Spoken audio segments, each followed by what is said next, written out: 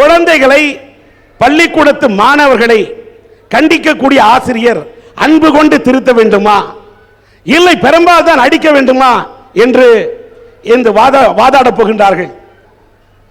குழந்தைகளை கண்டிக்க அவர்களை அன்பு கொண்டு திருத்துவதா என்று வாதாட இவர்களும், இல்லை பெரும்பால் அடித்தான் திருத்த வேண்டும் என்று வாதாட.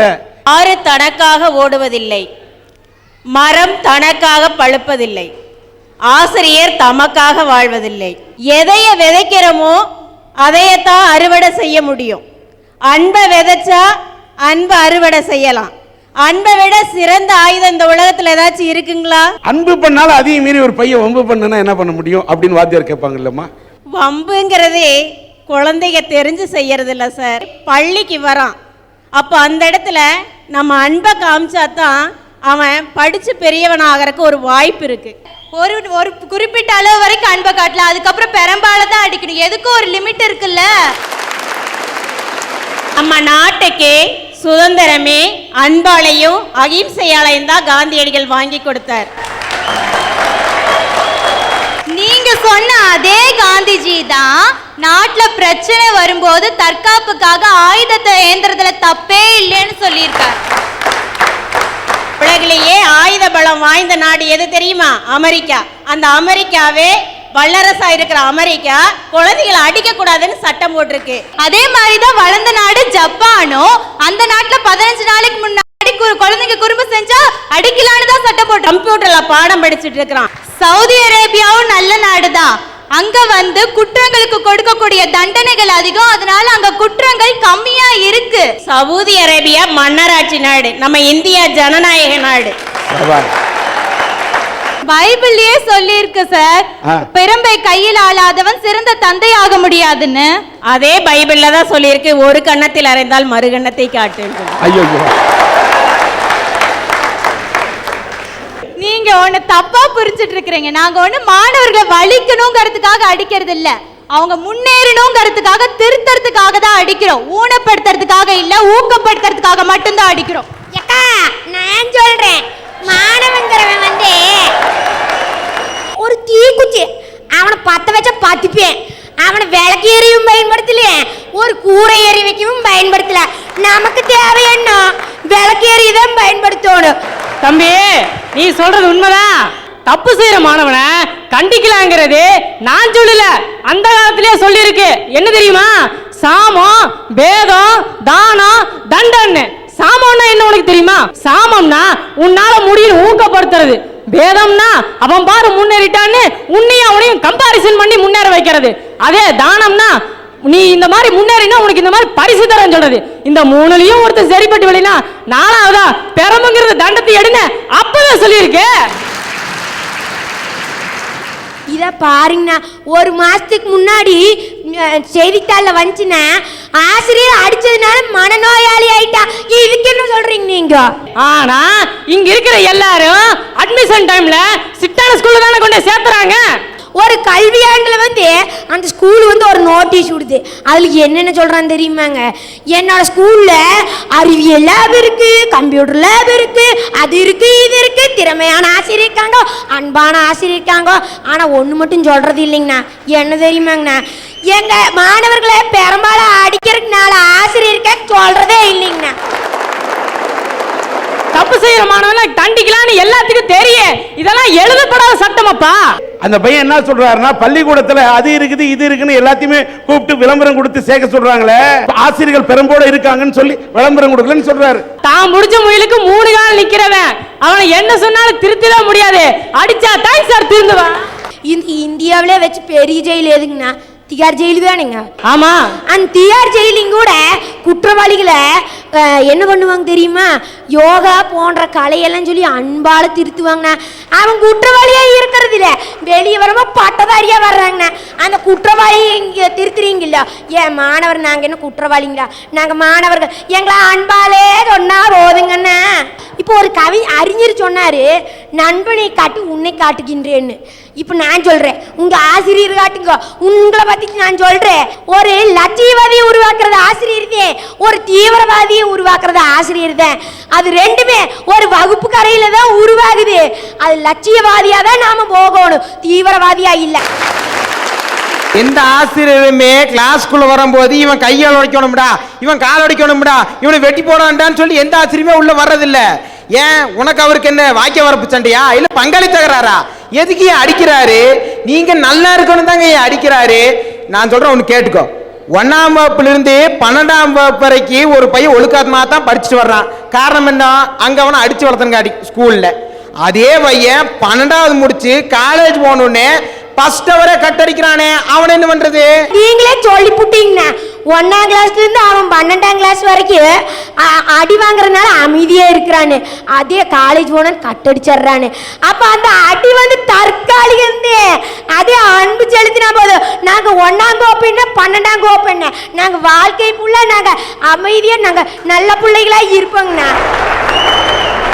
ஸ்கூல் வாத்தியார் மட்டும் இல்ல, காலேஜ் வாத்தியார் மோர்கொண்டு பசங்களை அடிச்சுதான் திருத்தோனே. அவியலுமே காலேஜ் வர்ற பசங்களா இருந்தாலுமே பேரம் எடுத்தாதான் வேலைக்காகு. ஏன்னா நீங்க காலேஜ் முடிச்சுட்டு போனோன்னு ஒரு கம்பெனியில போய் வேலை செய்யறீங்க. அங்க மேனேஜரும் பெரம்பு குச்சி தான் வச்சுட்டு இருக்கணும் மாட்டு இருக்குது. அதுக்கடுத்தது நீங்க கல்யாணம் பண்ணுவீங்க, உங்க சம்சாரம் இருக்கிறாங்களோ அவங்களும் பெரம்பு தான் வைக்கணும் மாட்டு இருக்குதுங்க. இதுக்கு என்ன அவங்க? நான் 8ஆம் கிளாஸ் படிக்கும் போது கணக்குல 8 மார்க் தான் வாங்குவேன். அந்த 8 மார்க் வாங்கிட்டு இருக்கும்போது எங்க வாத்தியார் அன்பா தான் சொன்னார், கண்ணா ஒழுக்கமா படிடா, வாழ்க்கையில் நல்லா இருப்பான்னு அன்பா தான் சொன்னார். நான் கேட்டனா கேட்கலையா, அவர் கிடக்கிறாரு அப்படின்னு சொல்லி விட்டு போட்டேன். 2ஆம் நாள் என்ன அன்பா சொன்னா நான் கேட்கல. அப்புறம் 4 வெளுப்புனாரு. அப்ப படிக்க ஆரம்பிச்சிருந்தான். கணக்குல படிச்ச மேக்ஸ் எல்லாத்துலயும் படின்னு படிச்சு இன்னைக்கு பிசிஏ வரைக்கும் படிக்கிறேன்னா அதுக்கு காரணம் யாரு? எங்க கணக்கு வாத்தியார் 8ஆம் வகுப்புல அடிச்சு வளர்த்ததுனால தம்பி. அதைத்தான் சொல்றேன், அன்புன்னு சொல்லிட்டு இருந்தா வேலைக்கு ஆகாதுங்கண்ணா, அடிச்சாதான் திருந்துவான். ஏனுங்கண்ணா நீங்க அடிக்கணும்னு சொல்றீங்களா? அடிக்கிற ஆசிரியர் வந்தா நாங்க எப்படி தெரியுமா நடந்துப்போம், இப்படி கை கட்டி இருப்போங்கண்ணா. அதே அவர் போயிட்டாருண்ணா டனுக்குனாக்கா அப்படி ஆட்டம் பாடுவாங்கண்ணா. அதாவது கடுக்கு சிறுத்தாலும் காரம் குறையாதுன்னு சொல்லுவாங்க. இந்த சின்ன பையன் போடுற போட்டை பார்த்தாக்கா வாத்தியார் போடணும்னு நினைக்கிற வாத்தியார் கூட பெரம்ப கீழே எடுத்து போட்டுவார். அந்த அளவுக்கு போடுறான் பையன் போடு. இப்போ இந்த கூட்டத்தில் இருப்பவர்கள் யாராவது ஒருவர் ஆசிரியரிடம் அடி வாங்காமல் இருப்பவர் உண்டா? இந்த பிரம்பு என்பது உங்களை தண்டனை கொடுப்பதற்கல்ல, உங்களை திருத்துவதற்கு. அது கண்டிப்பு என்பதனுடைய குறியீடு தானே தவிர, இப்போ வாத்தியார் புடம்புறும் போதவே நினைப்பாரு இன்னைக்கு ஒரு 25 பேராவது அடிச்சுட்டு தான் வீட்டுக்கு வரணும், இல்லைன்னா வர மாட்டேன்னு. கிரிக்கெட் ஆடவா போறாரு அவரு? இல்ல. ஆக கண்டிப்பு முக்கியம்னு நினைக்கணும். ஏன்னா மாணவர்கள் எப்பொழுதுமே இளைய பருவம், எது தப்பு ரைட்டு தெரியாது, குறும்பு ஜாஸ்தி. குறும்பு இல்லாத மாணவனே இல்லை. இந்த குறும்பு அதிகமாகி கண்டிப்பதை நீங்கள் விட்டுவிட்டால் குரூரமாகிவிடும். ஒரு மாணவனை அடிச்சு தான் திருத்தணுங்கிறது இல்லை. நான் சொல்றேன், தாய்க்கும் மகனுக்கும் இருக்கிறது என்னங்க? அன்பு. ஒரு கணவனுக்கும் மனைவிக்கு இருக்கிறது என்னங்க? அன்பு. ஃப்ரெண்டுன்னு சொல்றோம்ல, அங்க என்ன இருக்கு? அன்பு. உறவுன்னு சொல்றோம்ல, அந்த இடத்துலயும் கூட அன்பு தாங்க சார் இருக்குது. அப்படி இருக்கும்போது ஒரு ஆசிரியருக்கும் மாணவருக்கும் அன்பு தான் இருக்கணும்னு சொல்றேன். நீங்க சொல்வீங்களே அடியாத பிள்ளை படியாதுன்னு சொல்லுவீங்க. நான் சொல்றேன் அடியாதீர் பிள்ளை படியும். அதனால நீங்க அடிய மறந்துட்டு அன்பை பயன்படுத்தி பாருங்க, அதோட பயன் உங்களுக்கு தெரியும். மதுரை ஐஜி சிதம்பரசாமி அவரு போன மாசம் எங்க ஸ்கூல்ல நடந்த வைர விழாவுக்கு சிறப்பு விருந்தினா வந்திருந்தாரு. அவர் சொன்னது என்ன தெரியுமா?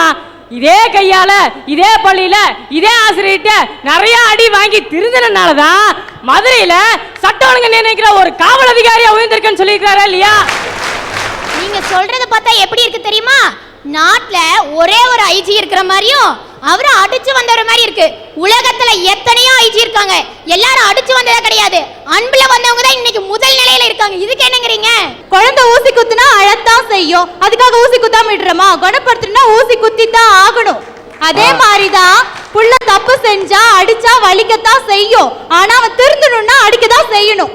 நீங்க ஏங்க தற்காலிகமா இருக்கிற இங்கிலீஷ் மெடிசனை பயன்படுத்துறீங்க? அன்புங்கிற நாட்டு மருந்தை பயன்படுத்தி பாருங்க, அதோட பயன் தெரியும்.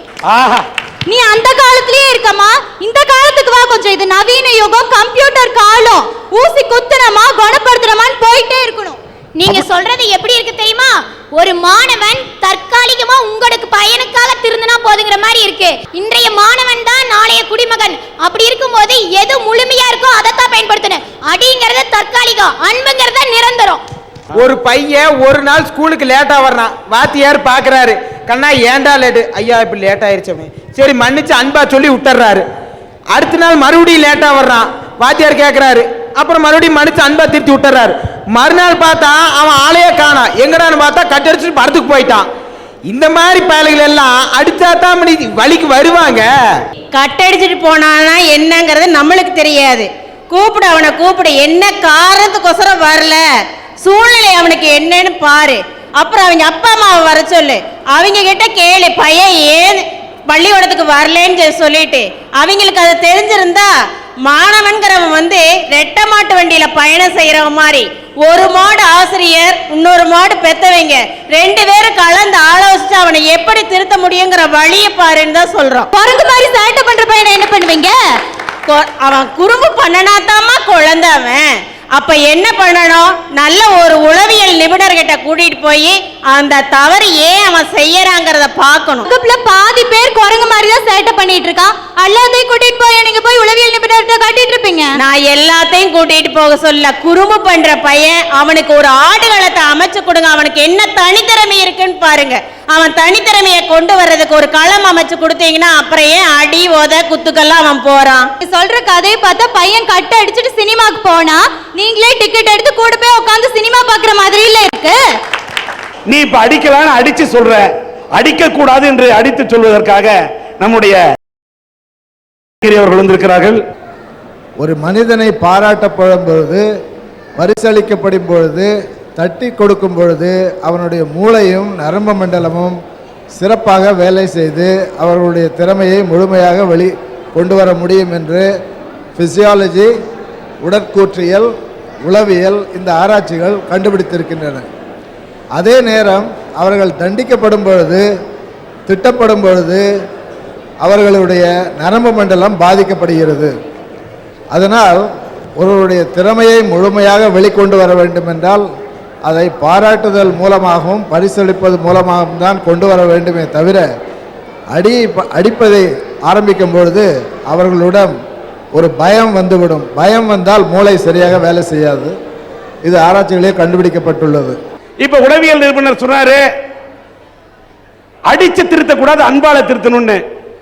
பெரம்பு கொண்டு திருத்துறதுனால மட்டும்தான் ஒரு பையன் திருந்துவான்னு உங்களை சொல்ல முடியுமா? நான் சார் 5வது படிக்கும்போது ஸ்கூலுக்கு போக மாட்டேன்னு சொல்லிட்டேன். உடனே எங்க அம்மா அப்பா எல்லாம் என்னென்னவோ கெஞ்சி பார்த்தாங்க, என்னென்னமோ சொல்லி பார்த்தாங்க. நான் போகல. அதுக்கப்புறம் ஒரு டாக்டர்கிட்ட கூட்டிட்டு போனாங்க. கூட்டிட்டு போனோடனே அவர் என்ன சொன்னாரு, உங்க அப்பாவோட சம்பளத்துல ஒரு பங்கு உனக்கு செலவு பண்ணணும் படிப்புக்காக.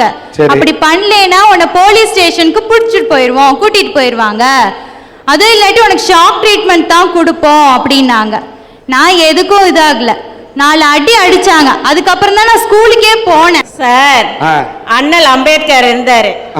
14 வயசுல அவருக்கு அன்பு செலுத்துறதுக்கு ஆசிரியர் இல்ல. ஒரு ஆசிரியர் அன்பு காட்டினாரு.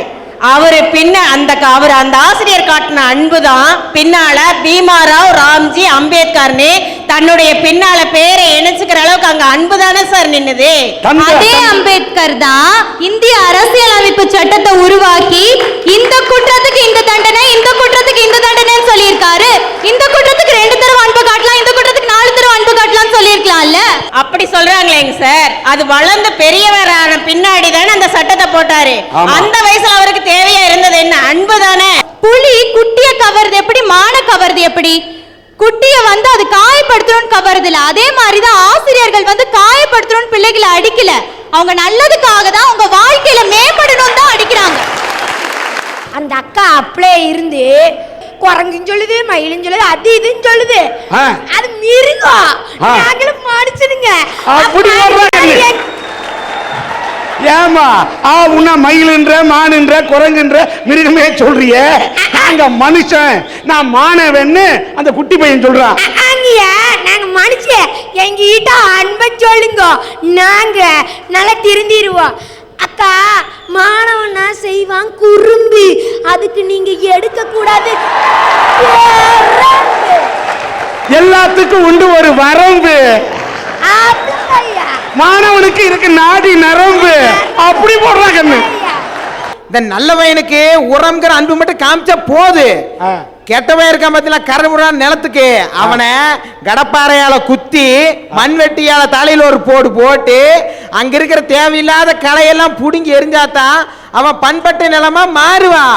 அந்த கடப்பாறை மாதிரி, அந்த மண்வெட்டி மாதிரி ஆசிரியர் கையில் இருக்கிற பெரம்பு தான் மாணவனை நல்வழிப்படுத்துறதுக்கான சிறந்த ஆயுதம்னு சொல்றேன் நானு. புன்னகை மன்னன் படத்துல சார் ஒரு பையன் அழுதுட்டே இருப்பான், தான் அவன மாதிரி ஒரு பையன். இவன மாதிரி அந்த பையனை வந்து சாப்ளின் மாமா என்னென்னவோ சொல்லி பாப்பாரு, கேட்கவே மாட்டான். ஸ்ரீவித்யா மேடம் வந்து பலார்னு ஒரு அறை வைப்பாங்க, அப்படியே ஸ்டாப் ஆயிடுவான். அதே கமலஹாசன் தான் நம்மவர் படத்துல ஒரு காலேஜ் ப்ரொபோசரா இருந்து அன்பா திருத்தினார். இதுக்கு என்ன சொல்றீங்க? சபாஷ்.